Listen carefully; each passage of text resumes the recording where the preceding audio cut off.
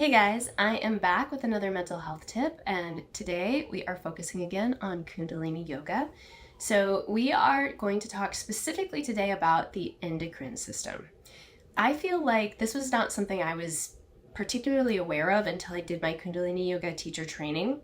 I studied cognitive neuroscience when I was in college, and I feel like when we think about mental health, we tend to think about the nervous system, the brain, the spinal cord, parasympathetic, sympathetic, fight or flight. These are all things that kind of get thrown around quite a bit.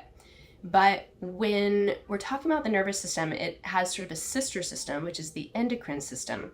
And the endocrine system is our glands, it's our hormones, it's the chemical messengers inside our bodies. Hormones are profoundly powerful. They regulate everything from appetite to sleep to reproduction and so much more, growth.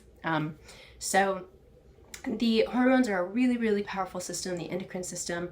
And I want to talk specifically about two glands that are significant in Kundalini Yoga in regards to our awakening, our consciousness. And these are the pituitary gland and the pineal gland. So the pituitary gland is thought to be the master gland of the body, and the pituitary gland controls all of the other glands.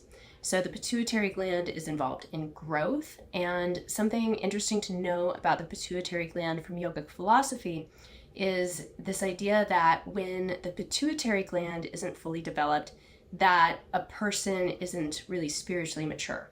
So it's sort of like they don't trust their intuition, and who they are on the inside doesn't match who they're projecting themselves to be on the outside, which causes a lot of insecurity and makes it very difficult for them to relate and feel connected with other people. So the pituitary gland works in tandem with another gland in the brain called the pineal gland.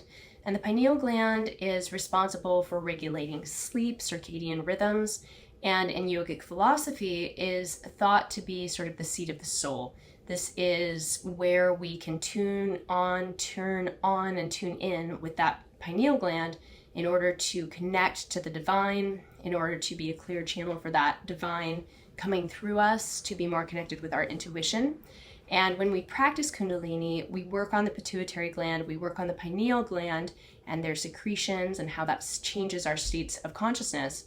And we become more conscious, more awakened, more aware by doing work on these glands so that they function more efficiently, more effectively, and thus change our state.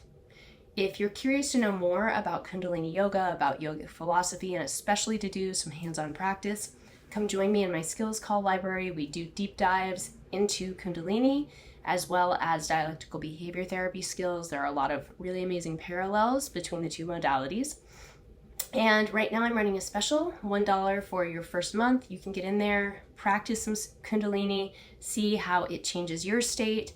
And if you decide to continue, it's $55 per month, cancel anytime.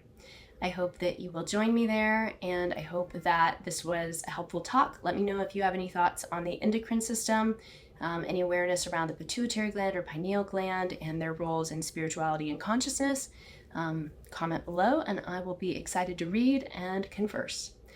Talk soon.